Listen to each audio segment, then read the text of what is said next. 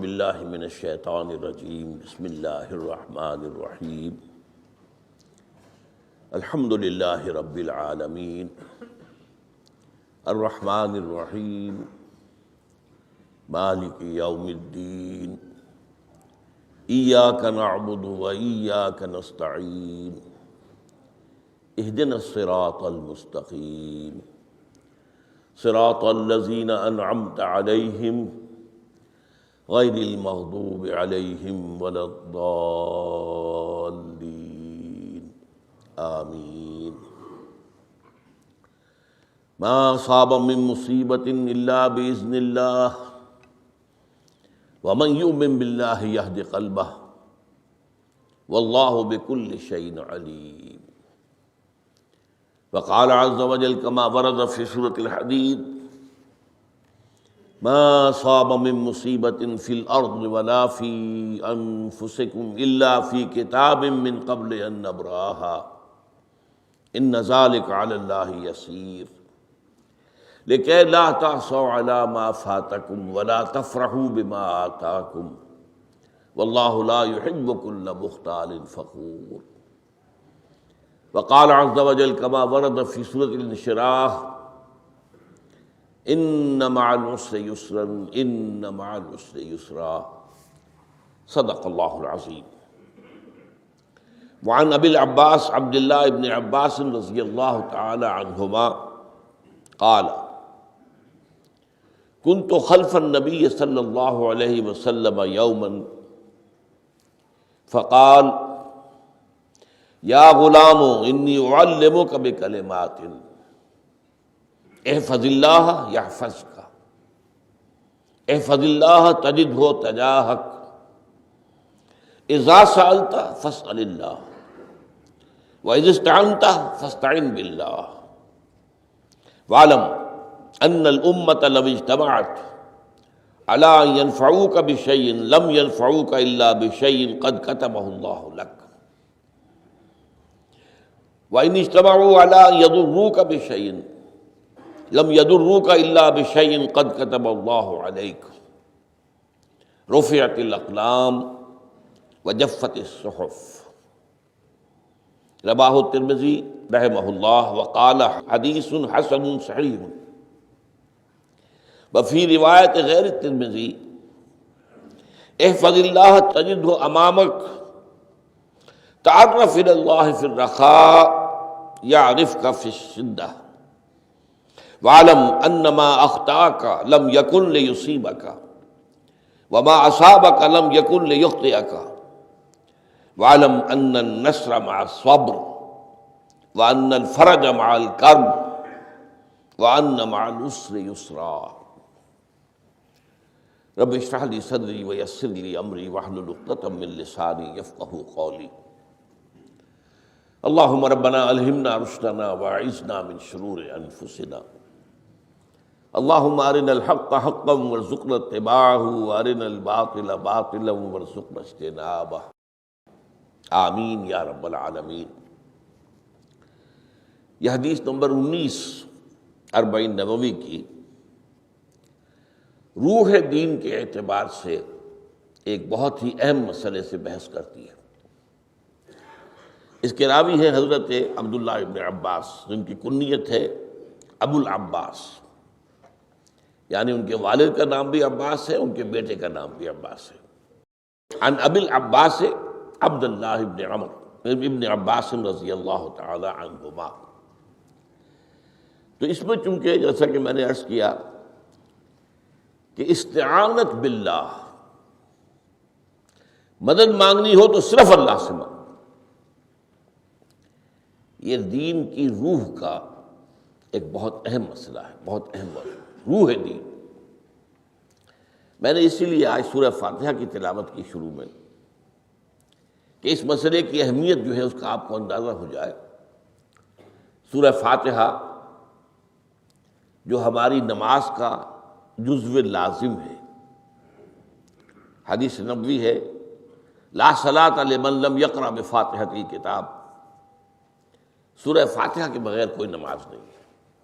ہر رکعت میں ہم پڑھتے ہیں یا یہ دوسری بات ہے، فقہ حنفی کے مطابق امام پڑھتا ہے اگر جہری انداز میں تو گویا کہ پوری جماعت کی طرف سے ادائیگی ہوئی، لیکن اس پہ اتفاق ہے کہ سورہ فاتحہ ہی اصل نماز ہے۔ اسی لیے ایک حدیث میں جو مسلم شریف میں آئی ہے حضرت ابو ہریرہ سے، سورہ فاتحہ کی تجزیہ کیا گیا ہے مضامین کا، اور وہ حدیث قدسی ہے۔ قسمت الصلاۃ بینی و بین عبدی نصفین، اللہ فرماتا ہے میں نے نماز کو اپنے اور اپنے بندے کے درمیان برابر برابر تقسیم کر دیا۔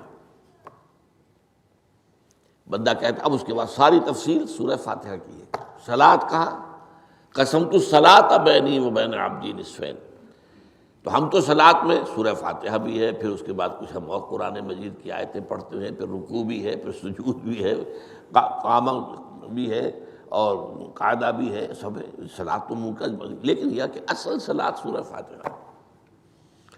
چنانچہ اس حدیث میں تجزیہ کیا گیا ہے، جب بندہ کہتا ہے، میرا بندہ یہ کہتا ہے الحمدللہ رب العالمین، تو میں یہ کہتا ہوں، اللہ تعالیٰ یہ فرماتا ہے حمدنی عبدی، میرے بندے نے میری حمد کی، تعریف کی، ثنا کی۔ جب بندہ کہتا ہے الرحمن الرحیم، میں کہتا ہوں، اللہ کہتا ہے اثنا علی عبدی، میرے بندے نے میری ثنا کی۔ اور جب بندہ کہتا ہے مالک یوم الدین، تو اللہ فرماتا مجدنی عبدی، میرے بندے نے میری بزرگی بیان کی۔ تو یہ سارا میں اس لیے آپ کو حوالہ دے دیا ہے، آج میں سورہ فاتحہ کا درس نہیں دے رہا ہوں، پوری بات نہیں سنا رہا ہوں، کہ اصل نماز سورہ فاتحہ۔ اب سورہ فاتحہ میں 7 آیتیں ہیں، اور عجیب ترتیب ہے، 3 آیتوں پر ایک جملہ بنتا ہے، الحمدللہ رب العالمین الرحمن الرحیم مالک یوم الدین، آیتیں 3 جملہ 1۔ پھر 3 آیتوں پر ایک جملہ ہے آخر میں، اہدنا الصراط المستقیم صراط الذین انعمت علیہم غیر المغضوب علیہم ولا الضالین، آیتیں 3 جملہ 1۔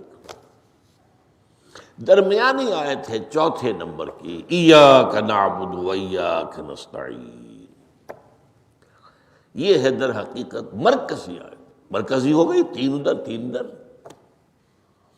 پھر وہ 3 ایک جملہ، آخری 3 ایک جملہ، اور یہ ایک آیت میں 2 جملے، ایاک نعبد بھی مکمل جملہ ہے، و ایاک نستعین بھی مکمل جملہ ہے، اور یہیں پر سورہ فاتحہ کی وہ تقسیم ہوتی ہے آدھی، 3.5 آیتیں ادھر ہیں، الحمدللہ رب العالمین الرحمن الرحیم مالک یوم الدین ایاک نعبد۔ اب واو آ گیا، یہ واو ایسے ہے جیسے کہ آپ ترازو کو پکڑتے ہیں، مٹھ اس کی جو ہے۔ اب 3.5 آیتیں ہیں، وَإِيَّاكَ نَسْتَعِينُ اهْدِنَا الصِّرَاطَ الْمُسْتَقِيمَ صِرَاطَ الَّذِينَ أَنْعَمْتَ عَلَيْهِمْ غَيْرِ الْمَغْضُوبِ عَلَيْهِمْ وَلَا الضَّالِّينَ۔ یہ جو مرکزی آیت ہے، اس میں 2 باتوں کا ذکر ہے۔ ایاک نعبد، ایک تو ہم اقرار کرتے ہیں کہ اللہ ہم صرف تیری ہی بندگی کرتے ہیں اور کرتے رہیں گے، یہ حال اور ماضی، حال اور مستقبل دونوں کو محیط ہے۔ اور دوسرا ایاک نستعین، اور صرف تجھ ہی سے مدد مانگتے ہیں اور مانگتے رہیں گے۔ یہ گویا کہ دین کا ایک مرکزی نقطہ ہے، جو صلاۃ کا مرکزی نقطہ ہے، وہی در حقیقت دین کا مرکزی نقطہ ہے۔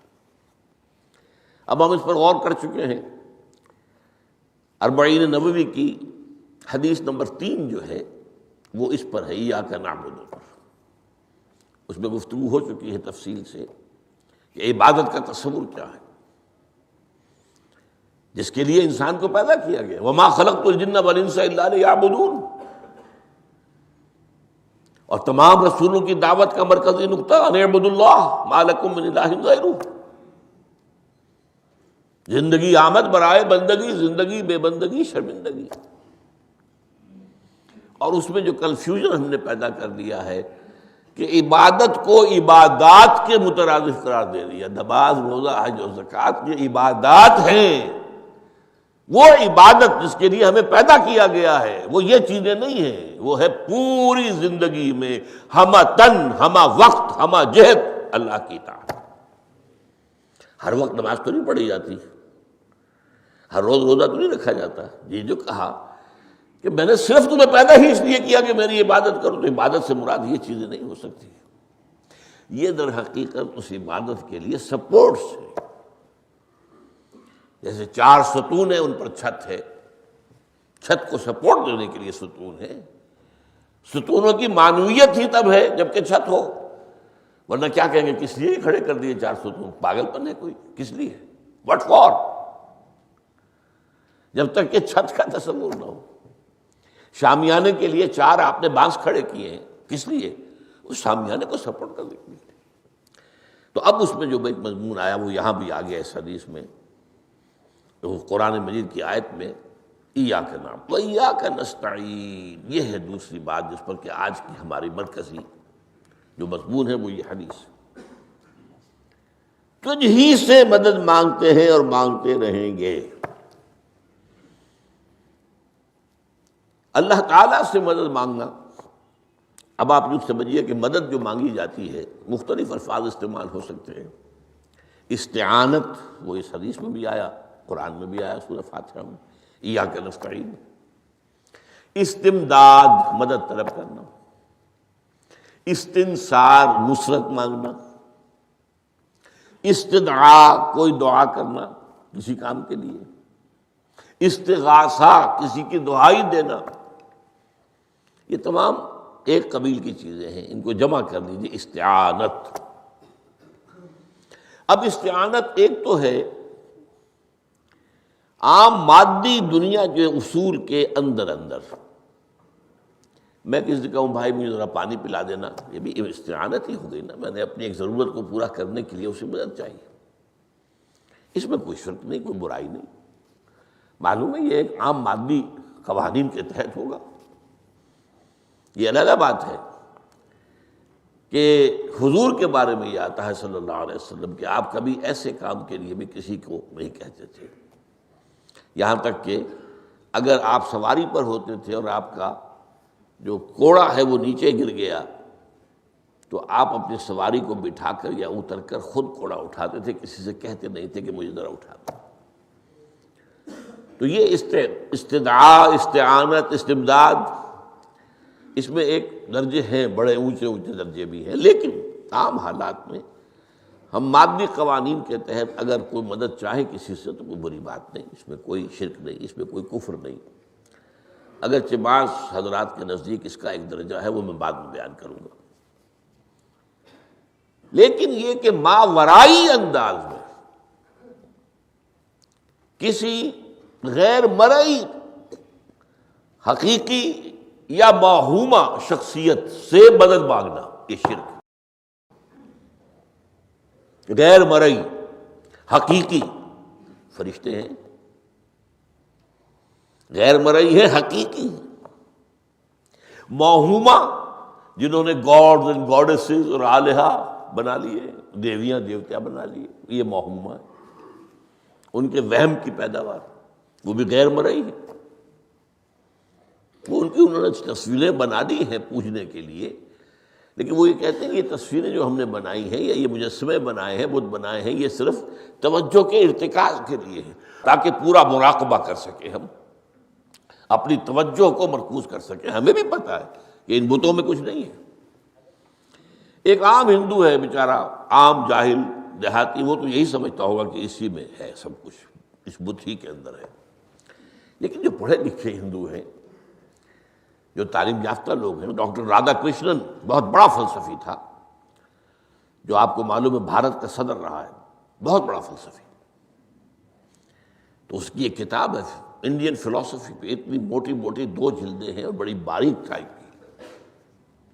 اس میں اس نے کہا کہ ہم ان بتوں میں کچھ نہیں سمجھتے، یہ تو صرف کنسنٹریشن، توجہ کو مرکوز کرنے کے لیے ہم نے ان کو بنا لیا ہے تاکہ ان کے ساتھ ایک ذہنی اور روحانی رشتہ قائم کرنے کے لیے اپنی توجہات کو مرکوز کر سکیں. بہرحال یہ میں نے بتایا، ایک ہے غیر مرئی حقیقی، ایک ہے غیر مرئی موہومہ.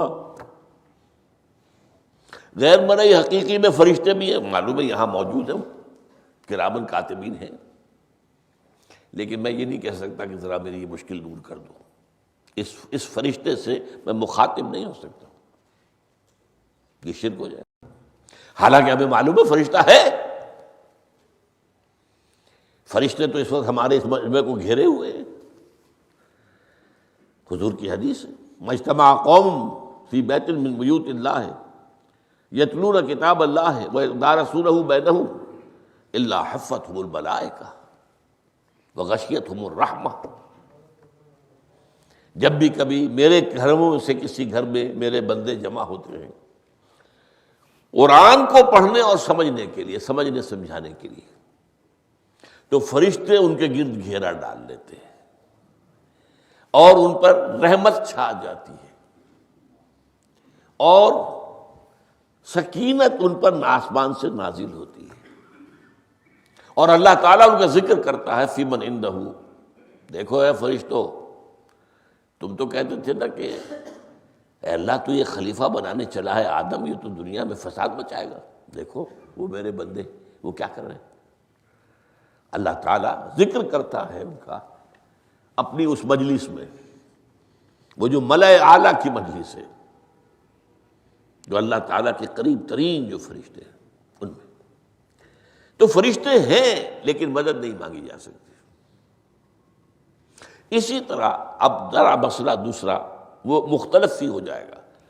میں نے پہلے وہ بات کی جس میں اختلاف کا امکان ہی، فرشتے تو ہیں، ان پر ہمارا ایمان ہے، اور اصل میں ایمان بالملائکہ ہی کی شکل بگڑی ہے، یہ جو گاڈز اور گاڈیسز بنا لیے گئے اور دیوی اور دیوتا بنا لیے گئے اور آلہہ بنا لیے گئے، ملائکہ ہی کی۔ ملائکہ کو اللہ نے ایک ایک کام کے اوپر معمور کیا ہوا ہے، یہ پہاڑوں کا فرشتہ ہے، یہ بارش کا فرشتہ ہے، یہ فلاں کا فرشتہ ہے، انہوں نے انہی کو دیوتا بنا لیا۔ بس غلطی کیا لگی کہ ان کا کوئی اختیار بھی ہے۔ ہمارا ایمان کیا؟ فرشتوں کا اختیار کوئی نہیں،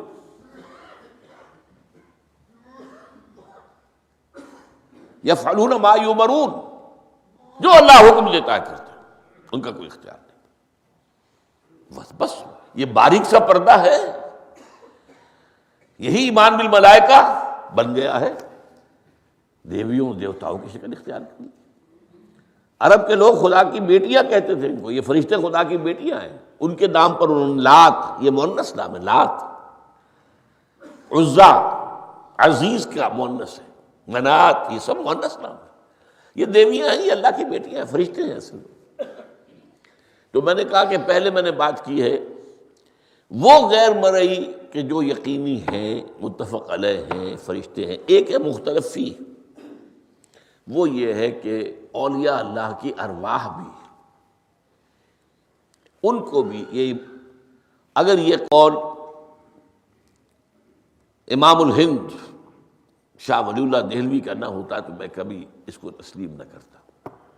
ان کا قول ہے کہ اللہ تعالیٰ اپنے جو بڑے محبوب بندے ہوتے ہیں ان کے انتقال کے بعد ان کی ارواح کو بھی فرشتوں کے جو درجہ اسفل ہے، سب سے نچلے درجے کے جو فرشتے ہیں ان میں شامل کر دیتا ہے، اور اللہ کے احکام کی جیسے تنفیذ وہ فرشتے کرتے ہیں وہ بھی کرتے ہیں۔ اب یہ مختلف فی مسئلہ ہو گیا، سب کے نزدیک نہیں ہے ایسا، لیکن یہ کہ بعض کے نزدیک شاہ ولی اللہ کہہ رہے ہیں تو اس کو تو ہم اٹھا کر ردی کی ٹوکری میں تو نہیں پھینک سکتے بات، لیکن ان کو بھی نہیں پکارا جائے گا، وہ ہے، وہ بھی اللہ کی سول سروس کے اندر بھرتی ہو گئے۔ سول سروس ہے نا، اس کے کارڈرز ہیں ہمارے ہاں۔ پٹواری سے آپ چلیں گے تو ریونیو کا محکمہ جو ہے، پٹواری پر گرداور اور گرداور سے گرداور، قانون گو اور اس سے اوپر اور نائب تحصیلدار، یہ چلے گا۔ تو فرشتوں کے بھی گریڈ ہیں، طبقہ اسفل، طبقہ اعلیٰ۔ تو اگر اللہ تعالیٰ اپنے نیک بندوں کی ارواح کو بھی اس میں شامل کر دے تو ہمیں کیا اعتراض ہے، اور اس کو ماننے سے کوئی شرک لازم نہیں آئے گا۔ ہاں انہیں پکارو گے تو شرک لازم آ جائے گا۔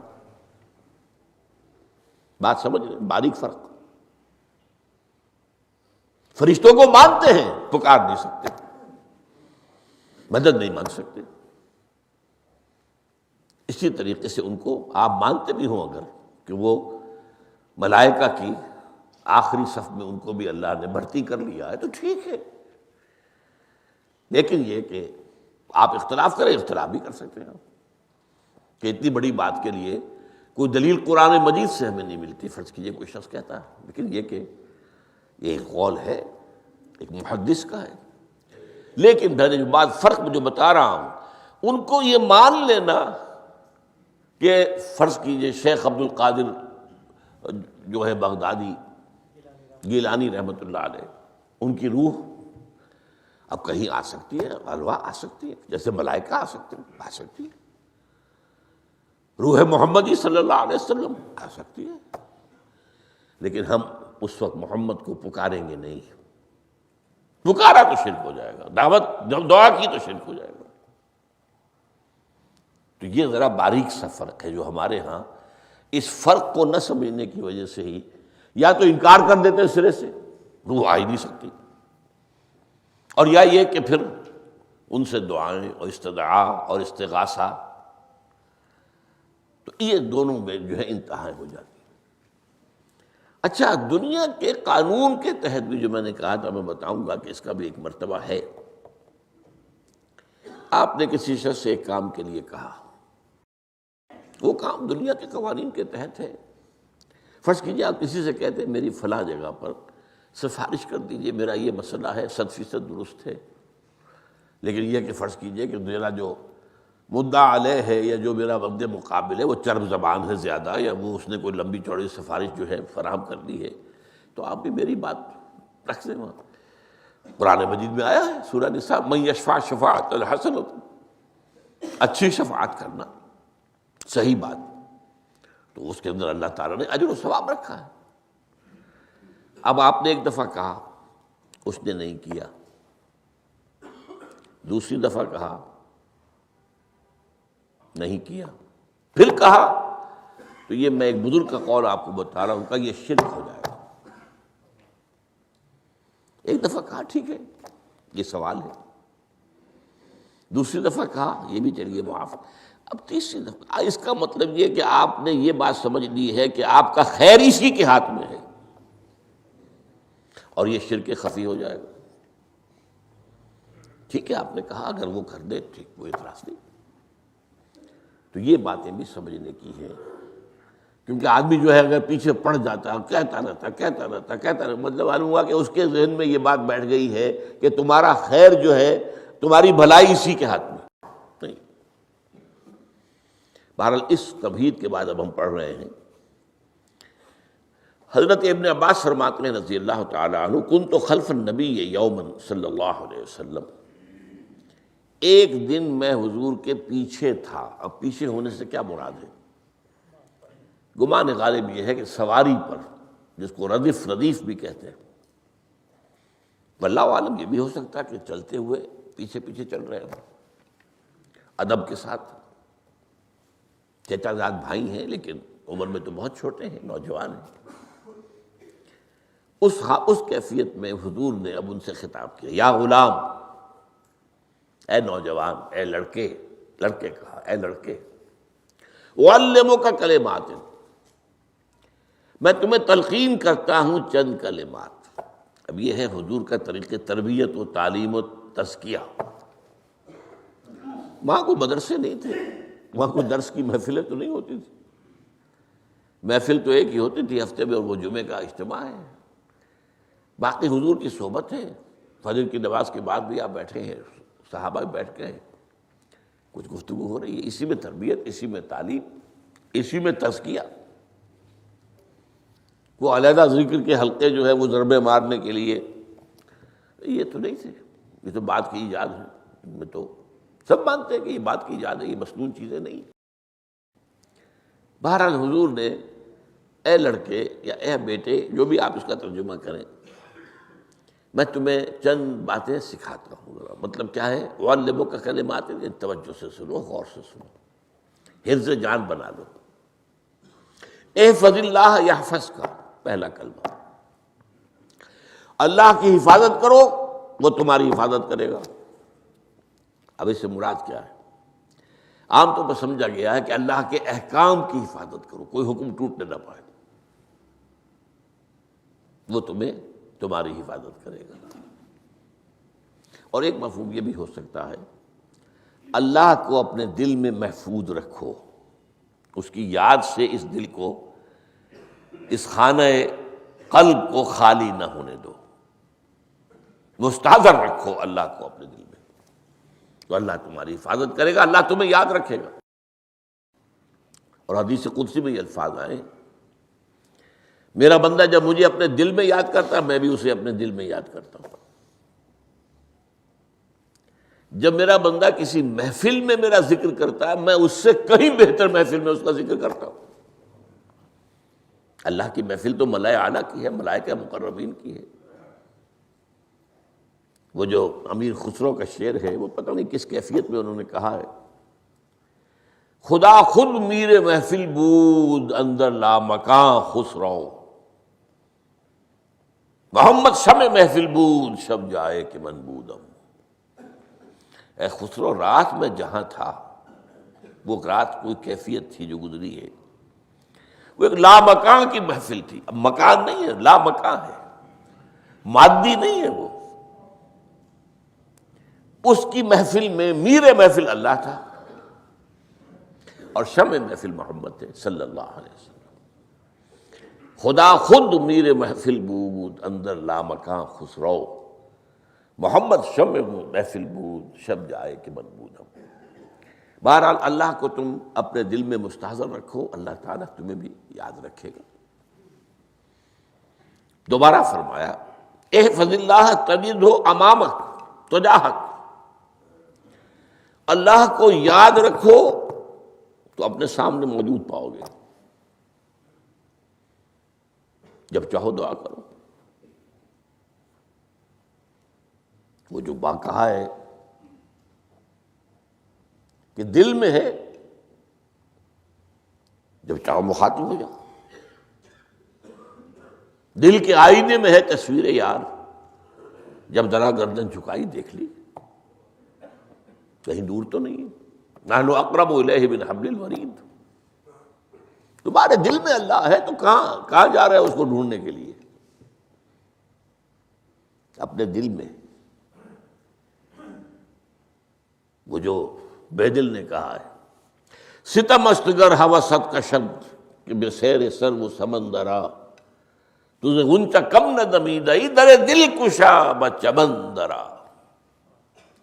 بڑے ستم کی بات ہے کہ تمہارا دل کہتا ہے چلو ذرا باغیچے میں چلو، پھولوں کی سیر کرو، یہ گلاب کا پھول ہے، یہ موتیا ہے، یہ سیر۔ ستم است، بڑے ستم کی بات ہے۔ کیوں یہ ستم کیا ہو گیا اس میں؟ ستم است گر ہوست کشد، تمہاری خواہش تمہیں کھینچتی ہے کہ بے سیر سر و سمندرا، سر و سمن ذرا ان کی سیر کرنے کے لیے آؤ۔ تجھے غنچہ کم نظر، تو خود ایک غنچہ ہے، تو خود ایک پھول ہے، اللہ کا بنایا ہوا اشرف المخلوقات۔ وہ اشرف المخلوقات سے بڑا کوئی پھول ہو سکتا ہے؟ تجھے غنچہ کم نہ دمیدئی در دل کشا، اپنے دل کا دروازہ کھولو، بچمن درا، اس کے اندر جو چمن آباد ہے وہ کیا ہے؟ روح ہے۔ دل مسکن ہے قلب، قلب مسکن ہے روح کا۔ تو احفظ اللہ تجدہ امامک یا تجاہک، اپنے سامنے موجود پاؤ گے۔ اذا سألت فاسأل اللہ، اب آ گیا وہ مرکزی مضمون۔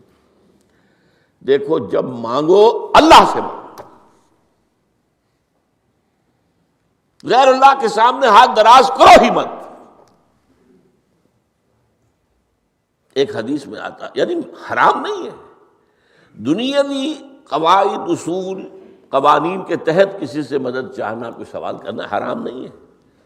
وہ تو میں نے کہا کہ اس پر اصرار آپ کریں گے تو اس میں بو پیدا ہو جائے گی، بدبو پیدا ہو جائے گی شرک کی، لیکن آپ سوال کریں، مدد لیں، اسی پر دنیا قائم ہے، ایک دوسرے کے ساتھ تعاون کے ساتھ۔ لیکن اونچا مقام کیا ہے؟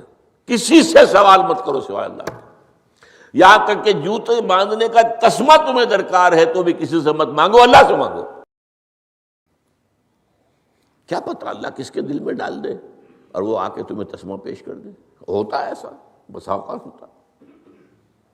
جو اللہ کے ساتھ لو لگا کر رکھنے والے ہیں ان کے تو ایسے واقعات ہوتے ہیں کہ دل میں ایک بات آئی اور اس کے بعد وہی بات جو ہے وہ کوئی شخص آ گیا اور اس نے وہ بات پوری کر دی۔ کیونکہ لوگوں کے دل جو ہے وہ تو اللہ کے دو انگلیوں کے مابین ہے، جسے چاہتا پھیر دیتا ہے۔ کیا پتہ اللہ کسی فرشتے کو انسانی شکل میں بھیج دے۔ آتا ہے فرشتہ، آتا ہے انسانی شکل میں آتا ہے، آپ کی تکلیف کو رفع کر دے، آپ کی ضرورت کو پورا کر دے، اسی سے مانگو، کسی اور سے مت مانگو۔ یہ ہے توحید کا لب لباب۔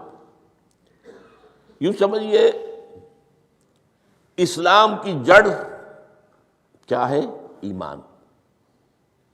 اسلام کا جو خارجی نظام عمل ہے، انفرادی اعمال ہو اجتماعی ہو، ان سب کی روح رواں کیا ہے؟ ایمان۔ ٹھیک، ایک بات ہو گئی۔ ایمان کا خلاصہ لب لباب کیا ہے؟ ایمان باللہ۔ جیسے ایمان بالآخرہ بھی ہے، ایمان بالملائکہ ہے، ایمان بالانبیاء ہے، ایمان بالرسل ہے، ایمان بالکتب ہے، ایمان بالقدر ہے، لیکن اصل ایمان، اسی لیے ایمان مجمل میں آپ کو معلوم ہے کسی اور چیز کا ذکر نہیں ہے۔ آمنت باللہ کما ہوا باسمائہ وصفاتہ وقبلت جمیع احکامہ اقرار باللسان وتصدیق بالقلب۔ یہ ایمان مجمل ہے، اجمالی طور پر ایمان اس کا نام ہے۔ ہاں مفصل تفصیلی طور پر آمنت باللہ وملائکتہ وکتبہ ورسلہ والیوم الآخر والقدر خیرہ وشرہ من اللہ تعالی والبعث بعد الموت۔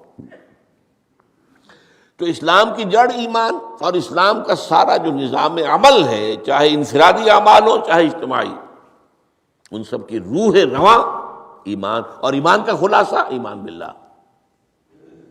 اور ایمان باللہ کا اصل حاصل وہ ہے جو اس حدیث میں آ رہا ہے۔ اس کے دو ہیں تقاضے، عبادت صرف اسی کی، استعانت صرف اسی سے۔ اس لیے میں نے سورہ فاتحہ کا تذکرہ شروع میں کیا۔ یہ عبادت کا جوہر ہے، عبادت کا جو ہے یہ ایمان کا حاصل، عبادت صرف اس کی اور استعانت صرف اس سے۔ استعانت ہی میں سوال بھی آ گیا، یہ بھی مدد ہے۔ آپ کسی سے کچھ مدد مالی چاہ رہے ہیں یا کوئی اور مدد چاہتے ہیں، کسی کام میں مدد چاہتے ہیں، جیسے میں نے کہا تھا کہیں سفارش کرانا چاہتے ہیں، یہ بھی ایک مدد ہے۔ وَإِذَا اسْتَعَنْتَ فَاسْتَعِنْ بِاللَّهِ، اور جب مدد مانگو صرف اللہ سے مانگو۔ اور وہ سارے الفاظ یاد کر لیے، استدعاء، استعانت، استغاثہ۔ یہ جو غوث اعظم سے استغاثہ کیا جاتا ہے یہ تو شرک ہے۔ استغاثہ اللہ سے، دعائی اللہ کی۔ اس اعتبار سے استمداد، استعانت، استدعاء، استغاثہ، یہ سب اللہ سے، صرف اللہ سے۔ عبادت صرف اللہ کی، ایاک نعبد، اور استعانت صرف اللہ سے۔ اذا سألت فاسأل اللہ واذا استعنت فاستعن باللہ واعلم۔ اب یہ جو آخری ٹکڑا آ رہا ہے، حدیث نمبر 4 تھی وہ عبداللہ ابن مسعود رضی اللہ تعالیٰ عنہ، اس میں بھی مضمون جو آیا وہ یہاں پر دوبارہ آ رہا ہے۔ وعلم، اور اے میرے بیٹے، میرے بچے، اے عزیز، علم، جان لو، ان الامت لو اجتمعت علی ان ينفعوک بشیء، اگر سب لوگ جمع ہو کر چاہیں کہ تمہیں کسی شے کا نفع پہنچا دیں، کوئی فائدہ پہنچا دیں، لن ينفعوک الا بشیء قد کتبہ اللہ لک، نہیں پہنچا سکتے وہ تمہیں کوئی نفع مگر صرف وہی جو تمہارے لیے اللہ نے لکھ دیا۔ پھر کیوں مانگو ان سے؟ یہ تو فعل عبث ہو گیا، بیکار بات ہو گئی، ان کے ہاتھ میں کچھ ہے ہی نہیں۔ لہذا یہ جان لو، سب لوگ مل کر چاہیں کہ تمہیں کوئی نفع پہنچا دیں، نہیں پہنچا سکتے مگر وہی کچھ جو اللہ نے تمہارے لیے اگر لکھ دیا ہے تو مل جائے گا، ورنہ نہیں۔ آپ اندازہ کیجئے کہ جو شخص اس سطح پر آ جائے اس میں کتنا استغنا ہوگا۔ کسی کے سامنے پیشانی رگڑے گا اپنی، کسی کے سامنے ہاتھ پھیلائے گا، کسی کے سامنے اپنی عزت نفس کو ہتھیلی پر رکھ کر پیش کرے گا۔ تم نے سوال کیا تو عزت نفس تو تم نے اس کے سامنے پیش کر دی، اب وہ چاہے تو کچھ اس کا لحاظ کر لے، چاہے تو ٹھوکر مار دے تمہاری عزت نفس۔ یہ وہ مقام ہے، جب مانگو صرف اللہ سے، جب مدد طلب کرو صرف اللہ سے، اور جان لو اگر تمام لوگ جمع ہو کر تمہیں کوئی فائدہ پہنچانا جائے نہیں پہنچا سکتے، الا بشیء قد کتب اللہ لک وان اجتمعوا علی ان یضروک بشیء لم یضروک الا بشیء قد کتب اللہ علیک، اگر سب مل کر چاہیں تمہیں کوئی نقصان پہنچا دے نہیں پہنچا سکتے مگر وہی کچھ جو اللہ نے تمہارے لیے لکھ دیا۔ اب بتائیے خوف کی جڑ کٹ جائے گی کہ نہیں؟ یہ جو ایمان جو ہے یہ خوف اور حزن دونوں سے نجات دلانے والی بات ہے۔ جو حقیقی مومن ہے وہ اللہ کا ولی ہے، حقیقی مومن وہ اللہ کا ولی ہے۔ اور الا ان اولیاء اللہ لا خوف علیہم ولا هم يحزنون، یہ اولیاء اللہ کو علیحدہ مخلوق نہیں ہے، کوئی ان کے سر پہ سینگ نہیں ہوتے، انسان ہی ہوتے ہیں، لیکن حقیقی معنی میں مومن ان اعتبارات سے جو آج ہم پڑھ رہے ہیں، ایمان اس درجے کا پہنچ گیا تو وہ اللہ کا ولی ہے۔ اور لوگ کے لیے خوف کس بات کا ہوگا؟ کس سے خوف کروں؟ اس کے ہاتھ میں کچھ ہے ہی نہیں، اور اگر کچھ اللہ نے میرے لیے لکھ دیا وہ آ کر رہے گا، چاہے میں لاکھ گڑ گڑاؤں اور اس کے سامنے کہ مجھے چھوڑ دے، اگر اللہ نے لکھا ہوا ہے وہ تو آئے گا، تو کاہے کو اس کے سامنے گڑ گڑانا، کاہے کو جبسائی کرنا اس کے سامنے، اور کسی کے ہاتھ میں کچھ ہے ہی نہیں، میرا خیر ہے ہی نہیں، کاہے کو خوشامد کروں اس کی۔ اور سنیے، رفعت الاقلام، دیکھو نوجوان، قلمیں اٹھا لی گئی ہیں، وجفت الصحف، اور جو رجسٹر ہیں صحیفے ان کی سیاہی خشک ہو چکی ہے۔ یہ ہے وہ اللہ کا علم قدیم جس میں ہر شے لکھ دی گئی ہے۔ اس کے قلم اٹھا لیے گئے، وہ جیسے آپ کو معلوم ہے امتحان ہوتا تھا، 3 گھنٹے ختم ہو گئے، اسٹاپ رائٹنگ، بس اب قلم رک جانا چاہیے۔ وہ قلم تو تقدیر کا کاتب جو ہے وہ قلم اس کا اب اٹھا لیا گیا، اور جو صحیفے جن پر کے لکھا گیا وہ خشک بھی ہو گئے۔ یہ تو روایت ہے جو امام ترمذی نے جس کو روایت کیا، یہ متن ان کا ہے جو ہم نے پڑھا ابھی، اور ان کا قول یہ ہے کہ یہ حدیث حسن صحیح ہے، لیکن یہی روایت اور انہی راوی سے عبداللہ ابن عباس سے رضی اللہ تعالیٰ عنہما اور بھی محدثین نے کی ہے، تو اس میں سے ایک اور متن جو ہے وہ یہاں پر امام نووی نے دے دیا ہے۔ احفظ اللہ تجدہ امامک، یہ تو پہلا وہ ٹکڑا تھا، وقت تو جاہک تھا، یہاں امامک ہے، مطلب ایک ہی ہے، اپنے سامنے پاؤ گے۔ اللہ کی حفاظت کرو، اللہ کو دل میں، اللہ کی یاد کو محفوظ رکھو، گویا کہ اللہ کو مستحضر رکھو۔ ذکر اللہ کے معنی کیا ہے؟ استحضار اللہ فی القلب، یہ ذکر اللہ ہے۔ جنہیں ہم ذکر سمجھ بیٹھے ہیں وہ ذکر کے ذریعے ہے۔ اقیم الصلاۃ لذکری، نماز قائم کرو میری یاد کے لیے، نماز ذریعہ ہے یاد کا۔ یہ علیحدہ بات ہے کہ آپ نے 17 رکعتیں بھی پڑھ لی ہو جو عشاء کی اور یاد آپ کو آئی ہی نہیں کوئی، آپ تو ایک میکینیکل انداز میں جو ہے وہ اٹھک بیٹھک کر رہے ہیں اور آپ کی زبان سے کچھ نکل رہا ہے، اس کا آپ کے شعور سے، دل کی گہرائی سے کوئی رابطہ ہے ہی نہیں، وہ ذکر تو نہیں ہوا۔ ہاں نماز فرض تھی وہ ادا ہو گئی، آپ کی فرض ادا ہو گئی۔ تو جنہیں ہم نے ذرائع، جنہیں ذکر سمجھا وہ ذرائع ذکر ہے، اللہ اللہ سبحان اللہ زبان سے، یہ تاکہ اس کے نتیجے میں وہ ذکر حاصل ہو جائے۔ استحضار اللہ فی القلب، ذکر کے معنی ہے استحضار اللہ فی القلب۔ تعرف الی اللہ فی الرخاء، اور دیکھو کشادگی کے وقت میں تم اللہ کو یاد رکھو، اللہ کی طرف رجوع کیے رہو، بھول نہ جاؤ۔ وہ نہ ہو جو کبھی کہا تھا، بہادر شاہ ظفر کے اشعار میں سے بہت زور کا شعر ہے، ظفر آدمی اس کو نہ جانیے چاہے کتنا ہی ہو فہم و ذکا، جسے عیش میں یاد خدا نہ رہی، جسے طیش میں خوف خدا نہ رہا۔